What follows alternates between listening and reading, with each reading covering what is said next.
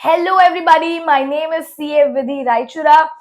हमें कुछ दिन पहले 1 फरवरी 2025 को निर्मला जी ने एक बहुत ही बेहतरीन बजट प्रपोजल दिया है, स्पेशली मिडिल क्लास के लिए। तो आज इस छोटे से वीडियो में मैं आपके लिए वो समराइज करके ला रही हूँ, सारे अमेंडमेंट्स जो एक मिडिल क्लास के लिए इंपॉर्टेंट होने वाले हैं 2025 के बजट में। तो वीडियो को एंड तक देखना ना भूलिए और सब्सक्राइब करना ना भूलिए। फर्स्ट अमेंडमेंट पे आते हैं। पहला अमेंडमेंट में हमें कहा गया है कि 12 लाख तक की इनकम आपकी एग्जेम्प्ट होगी। अब ये बात तो बिल्कुल ही सही है, लेकिन इसमें मैं आपको थोड़े डाउट्स आपके सॉल्व कर दूं और थोड़ी क्लैरिफिकेशन भी आपको दे दूं। ये 12 लाख का जो आपको रिबेट मिल रहा है, वो रिबेट आपको न्यू रेजिम में ही मिलेगा। ओल्ड रेजिम में ये रिबेट नहीं मिलता है। ओल्ड रेजिम जैसा था वैसा का वैसा रखा गया है, उसमें कोई चेंजेस नहीं है। ये जो 12 लाख का आपको रिबेट मिला गया है वो न्यू रेजिम में मिलता है। दूसरी बात आप ये समझ लीजिए कि जो आपकी दूसरी स्पेशल रेट वाली इनकम होगी, जैसे कैपिटल गेन्स हो गया, short term capital gain, long term capital gain, shares में से जो मिलता है, या आपको प्रॉपर्टी सेल करने पे जो शॉर्ट टर्म कैपिटल गेन या लॉन्ग टर्म कैपिटल गेन होता है, उन पे स्पेशल रेट लगता है। तो वो जो स्पेशल रेट ऑफ टैक्स वाली इनकम है, वो सारी ये 12 लाख में नहीं आएंगी। उसको अलग से जो रेट पे टैक्स किया जाता है वही टैक्स उन पे लगेगा। 12 लाख में उनका कोई एग्जेम्पशन नहीं उनको मिलेगा। ठीक है।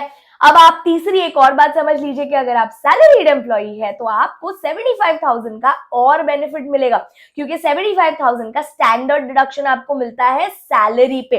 तो अगर 12,75,000 की सैलरी भी हुई आपकी, तो भी आपको पूरा एग्जेम्पशन मिलता है। अब एक बहुत ही बड़ा डाउट मैं यहाँ पे सॉल्व कर दूं। कुछ लोग मुझे आके कहते हैं कि अगर मेरी इनकम 13 लाख की हुई तो मुझे तो 1 लाख पे ही टैक्स भरना रहा। अब तो ऐसा नहीं है, आप ये ख्याल अपने दिमाग से निकाल दीजिए। ये अमेंडमेंट ऐसा बोलता है कि आपकी इनकम अगर 12 लाख तक की है, यानी आप सिर्फ 12 लाख जितना ही कमा रहे हैं, तो आप वाकई में मिडिल क्लास है और आपके ऊपर 1 रुपए का भी टैक्स बर्डन नहीं होना चाहिए। इसीलिए ये लिमिट अभी 12 लाख की कर दी गई है, जो लास्ट ईयर 7 लाख तक की थी। अब अगर आपकी इनकम 13 लाख हो गई तो 1 लाख पे टैक्स नहीं होगा, आपको पूरे स्लैब रेट के हिसाब से टैक्स भरना पड़ेगा। और स्लैब रेट के हिसाब से 4 लाख तक की ही इनकम आपकी पूरी तरह से एग्जेम्प्ट होती है। 4 लाख के बाद स्लैब रेट के हिसाब से आपको थोड़ा थोड़ा थोड़ा टैक्स भरते जाना पड़ता है। तो अगर आपकी 12 लाख से 1 रुपए की भी इनकम ज्यादा हुई तो गवर्नमेंट आपको वाकई में मिडिल क्लास नहीं समझती है। बट 12 लाख एक बहुत ही अच्छा अमाउंट है और ये बहुत ही अच्छा अमेंडमेंट लाया गया है। अब दूसरे अमेंडमेंट पे चलते हैं। दूसरे अमेंडमेंट में ऐसा बोला गया है कि अगर आपके पास 2 हाउस प्रॉपर्टीज है, रेसिडेंशियल हाउस प्रॉपर्टीज, जिनमें या तो आप रह रहे हैं, अभी एक घर में तो इंसान खुद रहता ही है, तो एक घर को तो सेल्फ ऑक्यूपाइड प्रॉपर्टी बोल के उसकी इनकम को जीरो मानते हैं। बिकॉज आप खुद रह रहे हो वो घर में, तो आप उससे रेंट तो कैसे ही कमाओगे। तो वो एक घर को सेल्फ ऑक्यूपाइड प्रॉपर्टी मान के इनकम जीरो बताई जाती है। बट इस साल से आप ऐसी 2 प्रॉपर्टीज पे जीरो इनकम क्लेम कर सकते हैं। तो अगर आपके पास 2 प्रॉपर्टीज है जिसमें या तो आप या आपकी फैमिली रह रही है ऑलरेडी, या तो वो दूसरा जो घर है वो कुछ वजह से खाली है, जैसे रीजन हो गया आपके एम्प्लॉयमेंट की वजह से खाली है, कि आप एम्प्लॉयमेंट की वजह से दूसरे घर में रह रहे हैं, ये घर में आप नहीं रह पाते हो, बट आप जब इस तरफ आते हो तो आप ये घर में रहते हो। दूसरा रीजन हो सकता है एक घर में आप रह रहे हो, दूसरे घर में आपके पेरेंट्स रह रहे हैं। कुछ और रीजन ऐसे हो सकते हैं कि आप रह तो एक ही घर में रहे हो, लेकिन दूसरे घर में आपको टेनेंट मिलना बहुत मुश्किल हो पा रहा है, या आप कोई वजह से वो घर में टेनेंट नहीं रख पा रहे हो। तो इस तरह से आप 2 घर को सेल्फ ऑक्यूपाइड प्रॉपर्टी बता के उनकी इनकम आप जीरो बता सकते हैं। बट वाकई में ऐसा हुआ होना चाहिए। ठीक है। तो ये भी एक बहुत ही अच्छा और बहुत ही बेहतरीन अमेंडमेंट लाया गया है। इसे सेल्फ ऑक्यूपाइड प्रॉपर्टी कह के 2 सेल्फ ऑक्यूपाइड प्रॉपर्टी आपको जीरो बताने मिलेगी। बट आप एक और बात समझ लीजिए, इसमें आपको रीजन बताने की जरूरत नहीं पड़ेगी। बस आप 2 बिना कोई रीजन, बिना कोई कंडीशन, आप ये 2 सेल्फ ऑक्यूपाइड प्रॉपर्टीज को नील बता के आप अपना रिटर्न फाइल कर सकते हैं। अब मैं आपको एक तीसरा बहुत ही अच्छा अमेंडमेंट बता दूं, जहां पे आप अगर फॉरेन रेमिटेंस करते हैं, आप अगर कोई भी पैसा इंडिया से बाहर भेजते हैं, तो वो पैसे पे 7 लाख तक आपको कोई टीसीएस नहीं लगता है, बट 7 लाख के ऊपर आपको टीसीएस लगता था उस पे। जो 7 लाख तक की लिमिट थी वो अब 7 से 10 कर दी गई है, जो अगेन एक बहुत ही अच्छा प्रपोजल है।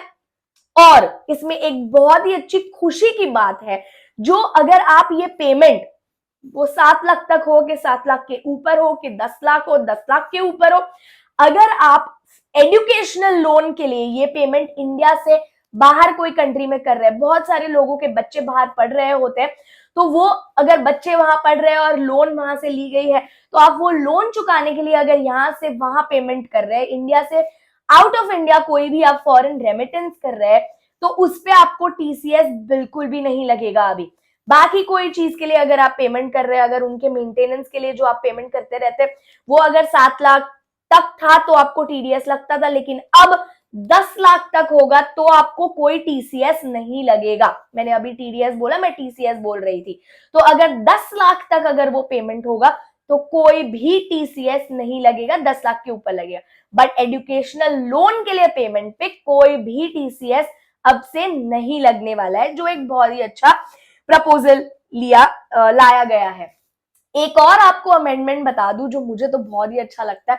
बहुत लोगों के ना रिटर्न फाइल करने रह जाते हैं, या रिटर्न में आपको कोई अमेंडमेंट करनी होती है, रिटर्न में कोई आपको चेंजेस करने होते हैं, तो आप एक लिमिट के बाद तो वो चेंजेस नहीं कर पाते हो, रिवाइज नहीं कर पाते हो। तो एक आईटीआर यू का नया प्रपोजल लाया गया था कुछ साल पहले, जो अभी भी चल रहा है। लेकिन आईटीआर यू में आप सिर्फ 2 साल तक के अपने रिटर्न्स फाइल कर पाते थे, बट अब ये 2 साल के बदले 4 साल तक के रिटर्न्स आप फाइल कर पाओगे। लास्ट 4 साल तक के रिटर्न्स, बहुत सारे लोगों के रिटर्न्स फाइल करने मिस हो गए थे, तो वो जो रिटर्न्स फाइल करने मिस हो गए थे, वो सारे रिटर्न्स आप अब फाइल करवा सकते हो, और आपको फाइल करवाने ही चाहिए लास्ट 4 साल तक के रिटर्न्स।